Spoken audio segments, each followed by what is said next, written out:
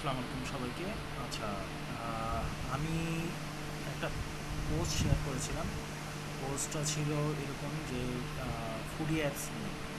তো ফুডি অ্যাপসের যে পোস্টটা আমি করেছিলাম সেটা মূলত হচ্ছে এই পোস্টটা। এখানে দেখবেন যে ফুডিতে আপনার কেক ও ফুড সেল করুন। তো এইখানে আমি বিস্তারিত সব কিছু লিখিয়ে দিয়েছিলাম, কিন্তু লিখে দেওয়ার পরেও দেখা গেছে যে অনেকে যে পোস্টগুলো করতেছেন, সরি, যে কমেন্টগুলো করতেছেন এটার ভিতরে হচ্ছে অনেকে এখানে কেক সেল করতে চাচ্ছেন, অনেকে বিভিন্ন ফুড আইটেম সেল করতে চাচ্ছেন, কেউ হয়তো বা পুরান ঢাকা থেকে কাজ করতে চাচ্ছেন, কেউ চট্টগ্রাম থেকে কাজ করতে চাচ্ছেন, কেউ নারায়ণগঞ্জ থেকেও কাজ করতে চাচ্ছেন, ইভেন ঢাকার মিরপুর থেকেও অনেকে নক করেছেন। তো এইখানে আসলে অনেকেই জানতে চাচ্ছেন যে এটা কিভাবে ওনারা সেল করবেন বা কী। এটার যেটা সিস্টেম সেটা হচ্ছে যে আপনারা যারা পাঠাও ফুডসের ভিতরে আপনারা দেখবেন অনেকে খাওয়ার অর্ডার করে থাকে।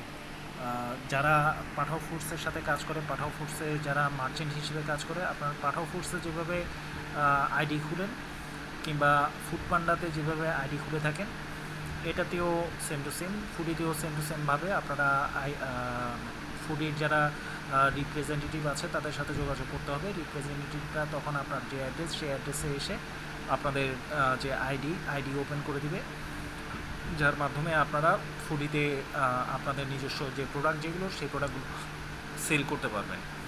তো ফুডিতে সেল করার যে সিস্টেম যেটা সেটা হচ্ছে যে আপনার যে প্রোডাক্ট যেটা সেই প্রোডাক্টের মোটামুটি কোয়ালিটিফুল পিকচার থাকতে হবে, প্লাস হচ্ছে আপনি যেই আইটেমটা আপনি সেল করবেন সেই আইটেমটা আপনার রেডি স্টক থাকতে হবে। দেখা গেছে যে আপনি অর্ডার পেলে তারপর বানায় দিবেন, সেটা করতে পারবেন, কিন্তু সেটার ক্ষেত্রে আবার ব্যাপার আছে, সেটা আপনাকে খুব বড় জোর 15-20 মিনিটের ভিতরে আপনার তৈরি করে দিতে হবে। অনেকে বার্থডে কেক সেল করতে চাচ্ছেন। বার্থডে কেকের যে বিষয়টা সেটা হচ্ছে যে প্রতিদিন ন্যূনতম আপনার যে বার্থডে কেকটা আপনি সেল করবেন সেটা আপনার রেডি স্টক ফ্রিজে থাকতে হবে, এবং কি আপনার যারা রাইডাররা যাওয়ার সাথে সাথে আপনাকে সেটা ডেলিভার করতে হবে, মানে রাইডারের হাতে আপনি আপনার কেকটা বুঝিয়ে দিতে হবে। আচ্ছা, এখানে অনেকে বলতে পারেন যে এইখানে কেক সেলের ক্ষেত্রে কীভাবে কী সিস্টেম। এইখানে কেক সেলের ক্ষেত্রে যে সিস্টেম সেটা হচ্ছে কোম্পানি আপনার কাছ থেকে 15%-এর মতন কমিশন কেটে রাখবে। দেখা গেছে যে আপনি 100 টাকার একটা প্রোডাক্ট সেল করলেন, 100 টাকার ভিতরে আপনার 15 টাকা মাইনাস করে যে যত টাকা থাকে 85 টাকা, 85 টাকা আপনাকে দিয়ে দিবে, আর বাকি যে 15% সেটা কেটে কোম্পানির হালে নিয়ে যাবে।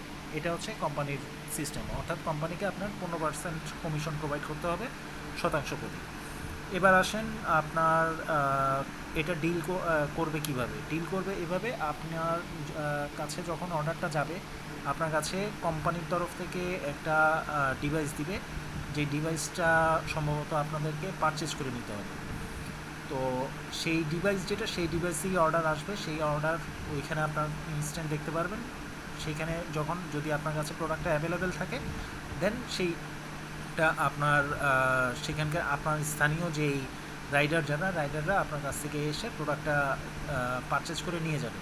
ইনকেস আপনার কাছে যদি প্রোডাক্টটা না থাকে তাহলে এটা হাবে জানাতে হবে, বা রাইডার আসলে রাইডারকে জানালে রাইডাররাই বন্দোবস্ত করে ওইটা ক্যান্সেল করে নেবে। আর যেই অর্ডারটা থাকবে সেই অর্ডারটা আপনাকে 15-20 মিনিটের ভিতরে রাইডারের হাতে বুঝিয়ে দিতে হবে। রাইডার আপনাকে পেমেন্ট করে জিনিসটা কিনে নিয়ে যাবে। আর কোম্পানির সাথে যদি আপনার ক্রেডিট অপশন থাকে, ক্রেডিট অপশন মিনস হচ্ছে যে রাইডার আপনাকে কোনো পেমেন্ট দিবে না, আপনার কাছ থেকে কেকটা নিয়ে যাবে। এবার আপনি কোম্পানির তরফ থেকে নির্দিষ্ট সময় আপনি পেমেন্ট তাদের কাছ থেকে বুঝে পেয়ে যাবেন। তো যারা যেই সিস্টেমেই করতে চান সেটা একান্তই আপনাদের ব্যক্তিগত ব্যাপার। তো এই হচ্ছে ফুডির সিস্টেম। ফুডিতে এবার আসেন কী কী আইটেম সেল করতে পারেন। ফুডিতে বেশিরভাগ ক্ষেত্রে যে খাবারগুলো বেশি বিক্রি হয় সেটা হচ্ছে ডেজার্ট আইটেম। ধরেন পোলাও, কাচ্চি, তারপর যা হচ্ছে পিৎজা, বার্গার, হটডগ, ঠিক আছে, এরকম যে আইটেমগুলো, এই আইটেমগুলোই বেশি বিক্রি হয়। আর কাচ্চিটা বেশি বিক্রি হয়। তারপরে যা হচ্ছে আপনার বোরহানিটা বিক্রি হয়। তারপরে যা হচ্ছে জুস আইটেম বিক্রি হয়। তারপরে হচ্ছে আপনার পুডিং আইটেমটা আমরা কখনো ডেলিভারি করি নাই, কিন্তু আমার বিশ্বাস পুডিং আইটেম যেটা সেটাও আপনারা ডেলিভারি করতে পারেন। কেকের কেকের যে বিষয়, যেটা কেকের ক্ষেত্রে আমরা বেশিরভাগ ক্ষেত্রে হট কেক, যেটা হট কেকের থেকে রিসিভ করি, টেস্টি ট্রিট থেকে রিসিভ করি। সেখান থেকে আমরা ছোট ছোট পিস, যেগুলো পিস কেক যেটা, সেটাও আমরা রিসিভ করেছি। আবার 1 পাউন্ড এবং 2 পাউন্ডের কেক যেগুলো, ওগুলোও রিসিভ করি। কেকের ক্ষেত্রে কেকের ক্ষেত্রে অবশ্যই আপনার এটা মনে রাখতে হবে যে কেকটাকে আপনাকে ফ্রোজেন সিস্টেম করে রাখতে হবে, নয়তো আপনার কেকটা গলে গেলে নষ্ট হয়ে যাবে। তখন দেখা গেছে কোম্পানি আপনার কাছ থেকে আর কেক রিসিভ করবে না। কেকটা আপনাকে উপযুক্তভাবে প্যাকিং করা থাকতে হবে।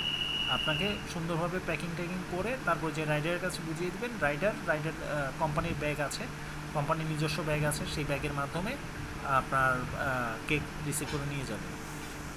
এটা ছাড়া আপনার বাসার যে ক্যাটারিং সার্ভিসের যে খাবার, যেগুলো যেমন ধরেন আপনার ভাতের সাথে ভর্তা, তারপরে যা হচ্ছে ডিম ভাজি, এগুলো যদি সেল করতে চান, এটাও ফুডিতে বিক্রি হয়। আমরা এইখানে আমাদের কিছু মার্চেন্ট আছে যারা হচ্ছে যে ভর্তা এবং ভর্তা বাড়ি, নাম হচ্ছে ভর্তা বাড়ি। ওনারা প্রায় 10-12 রকমের ভর্তা এবং কি সাথে ভাত, তারপরে যে হচ্ছে ডিম ভাজি, এগুলো মিলিয়ে একটা প্যাকেজ রেট তৈরি করে দিয়েছে। সেই রেট অনুযায়ী আমরা ওনাদের ওইখান থেকে প্রচুর পরিমাণে অর্ডার পাই।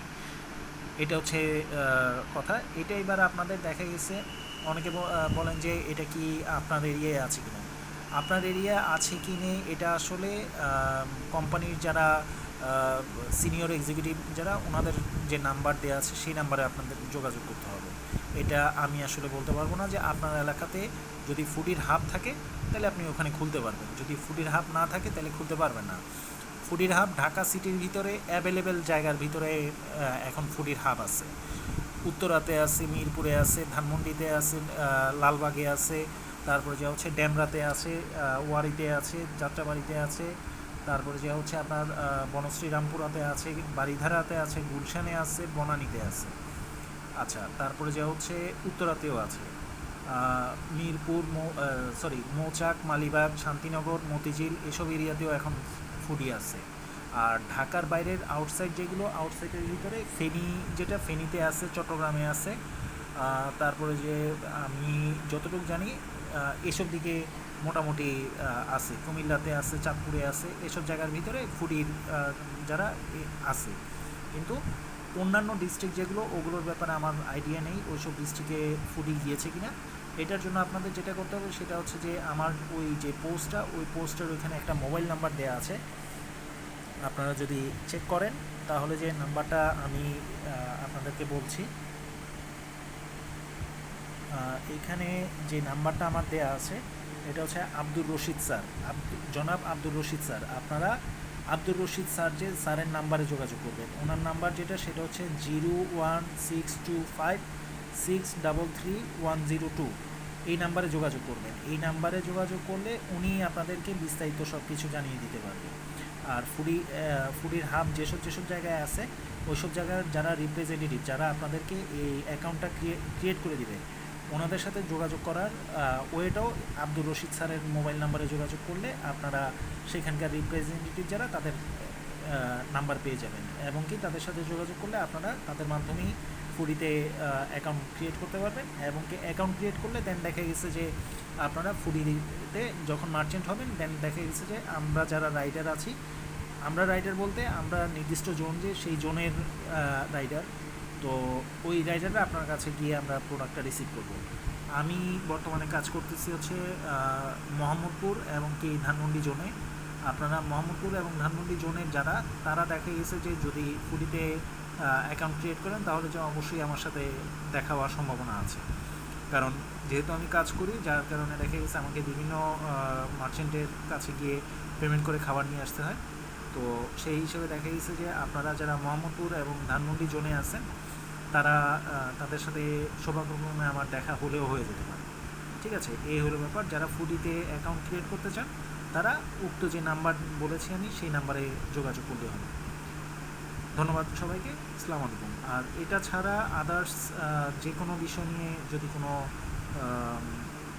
কথা থাকে ফুডির ব্যাপারে, তাহলে অবশ্যই জানাতে পারেন, অবশ্যই আমি আপনাদেরকে রিপ্লাই দিতে পারবো। ধন্যবাদ সবাইকে, আসসালামু আলাইকুম।